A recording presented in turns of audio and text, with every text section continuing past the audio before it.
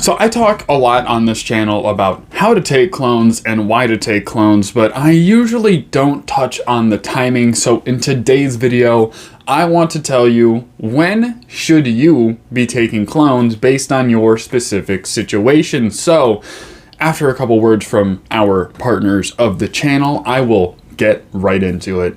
Hey guys, I just want to jump in here real quick before we get too far into this video. I want to let you guys know that I am officially an affiliate for AC Infinity, a place where you can get all of your grow setup needs, from ventilation, dehumidifiers, lights, grow tents, you name it, you can probably find it on acinfinity.com. So if you go to acinfinity.com, next time you need to get a different grow light, or the next grow setup is calling your name, or you just need some replacement parts, or maybe a refillable carbon filter, go ahead and check out acinfinity.com and use promo code EXPRESS420 at checkout. That is acinfinity.com. Use promo code EXPRESS420 for 10% off at checkout. Thank you guys very much. Before getting into this video, I want to let you guys know that I am affiliated with SeedsmanSeeds.com. Yes, you can finally use a referral link down in the description below to get yourself some of the most top-notch genetics in the business. And I'm not going to show their website. We all know what they sell there.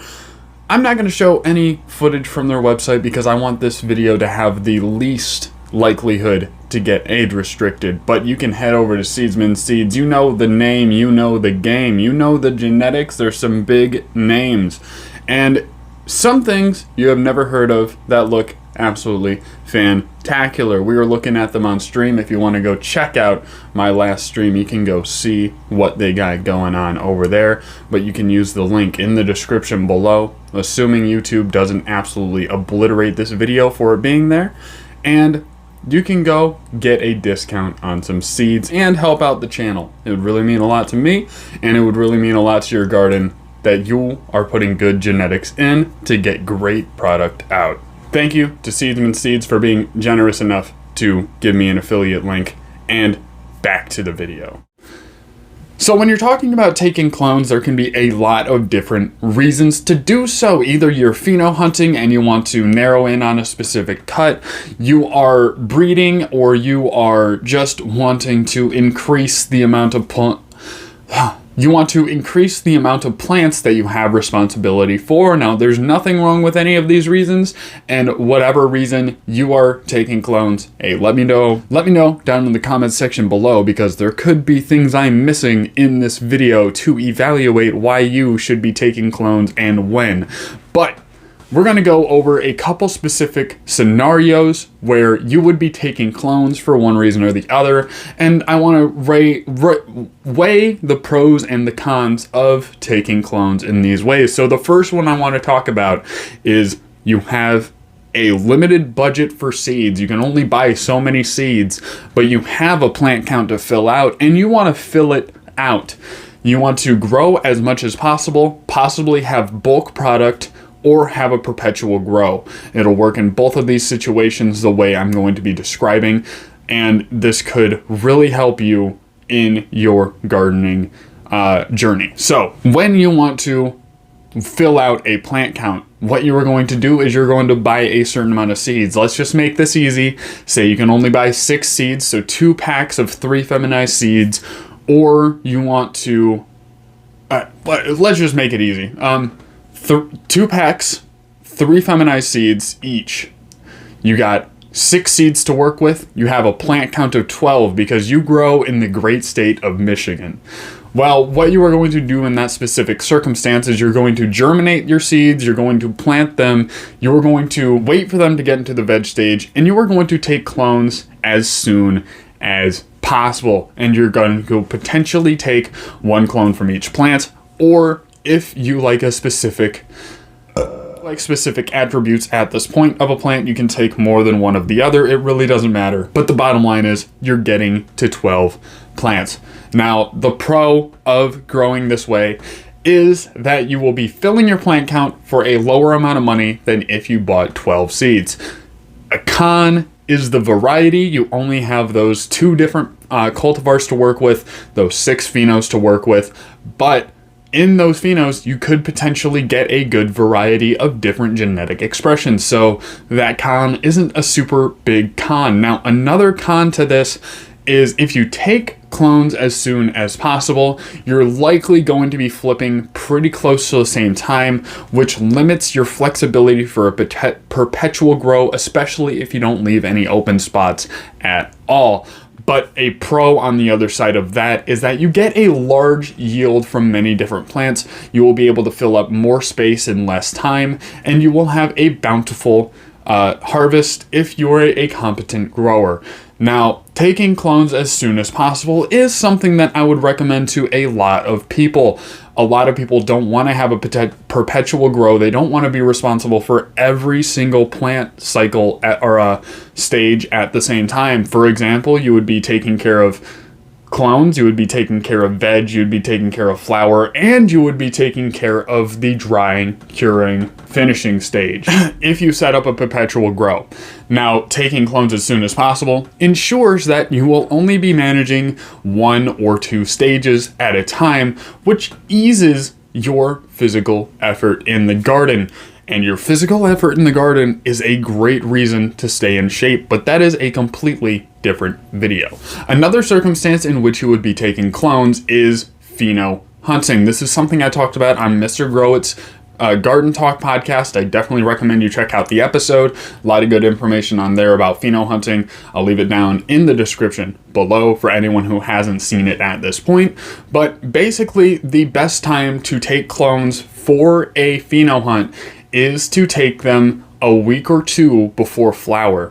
Now, this is to ensure that you are going to have clones from each mother plant that is then going into flower. You can do this during your last lollipopping / defoliation before going into flower, and it works out perfectly.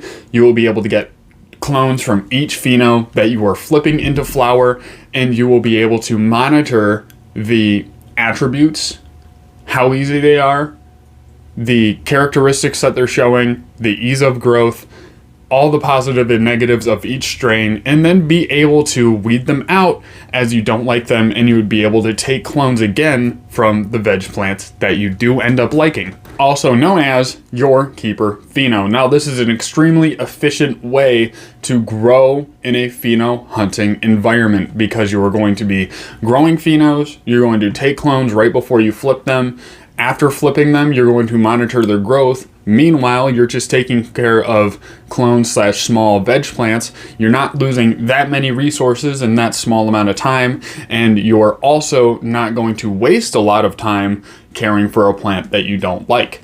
You will be able to go through approximately 8 weeks of veg and know pretty much exactly what you're going to be keeping throughout the veg or flower stage when the mothers are going through. This being an efficient way to pheno hunt, it obviously comes with some cons, because if you take clones right before flower, you're going to have to go through an entire cloning and veg stage before you're able to flip them again. So you're going to delay your growth. You're going to have not a large amount of harvest per year, as well as the last circumstances. However, I could argue that the quality of those harvests going forward will heavily outweigh the quantity if you decided to keep either all the phenos or take clones more often, wasting more time on phenos you don't want.